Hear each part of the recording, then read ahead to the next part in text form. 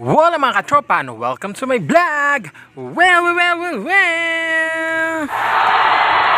For today's video mga katropa, samahan nyo kami dito! Dito kami ngayon ni Bonsoy sa Tia Nina.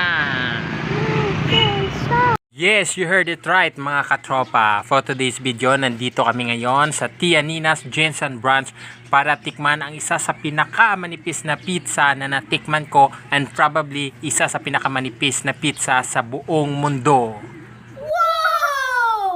So habang mainit-init pa mga katropa, di ko na pinatagal pa, nilagyan ko agad ng hot sauce yung pizza. Kung makikita nyo man, sobrang nipis talaga ng pizza nila dito.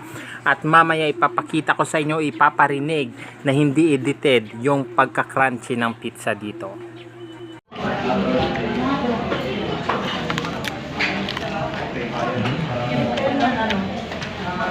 Ayan, at narinig nyo. So